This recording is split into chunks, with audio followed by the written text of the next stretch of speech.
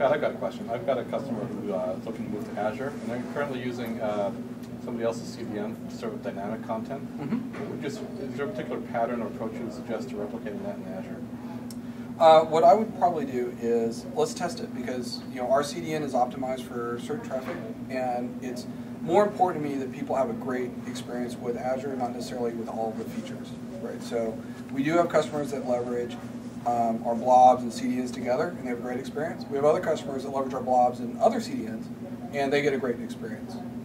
But let's just try it. It's so cheap to try. It's a checkbox, and if it works, great.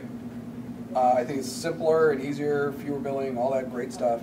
And if it isn't great, let's make it great for them. And then I want to hear if it's not, so that I can take that back and we can fix it. Good. Well, I was going through the exercise of just thinking how I would do this in the Azure CDN. So their application currently serves up requested images, requested size dynamically through a CDN. Right. I was trying to think how I would do that in Azure. It occurred to me I could have a page they would hit that would see if the requested image and size already was in blob storage, otherwise create it, then redirect. Yep. Hitting it through. Do you think that would work? Yeah, I mean that would work, and also, that kind of feature is what I want to hear about. If that's a scenario that's common, tell me, because I'm shipping stuff every 6 weeks. So, these are, when I get feedback, it goes into a priority just stack rank. The more feedback I get, you just start moving up the stack, right? And like I say, we have a whole dev team who does nothing but CDN feature sets. And if I've got 100 requests for that feature versus 100 requests for some other, it's not that hard decision to make. So I have a couple of questions related to internet startups and scale in that regard. So my first question is around external dependencies, namely around DNS and SMTP.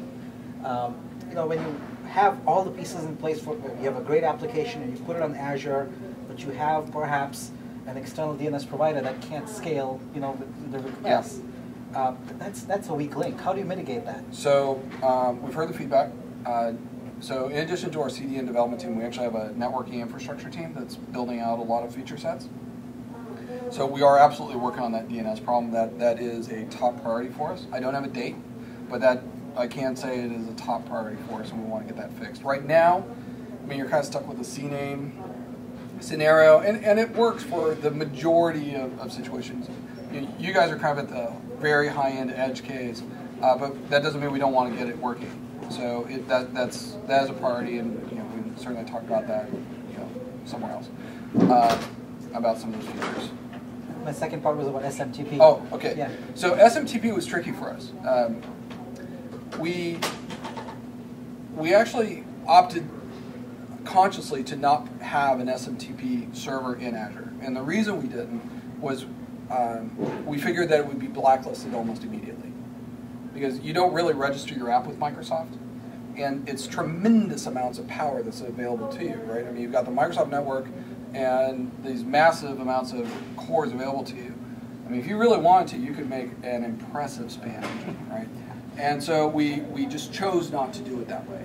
So what's to stop you? What are you doing to prevent somebody from actually doing that? We don't. We just didn't provide it. So if you want to stand up your own SMTP server, go ahead. It absolutely is available to you. But we didn't do it because we just assumed it would be blacklisted virtually. I mean, because everybody's going to show is coming from Azure IP addresses, right? And even within internally in the Microsoft, when we're running our own apps, a lot of them have to send mails out. And you run all these procedural issues like, well, what about personal identifiable information, confidentiality, all these other things.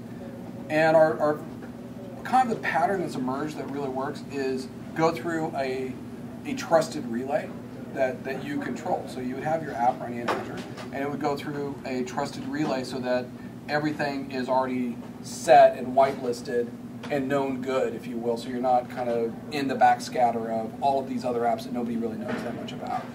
And so that is a very common scenario, and we've got some docs on how to do that. So that's one.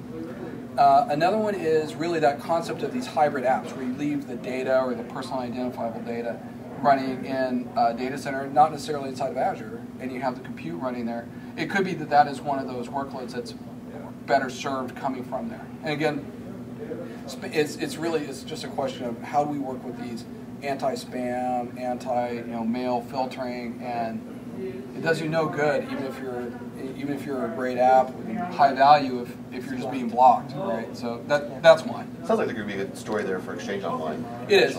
It could be, right? And they absolutely do. Or providing an SMTP server that can do the full registration and I don't know. I used to really keep up with the spam scenarios.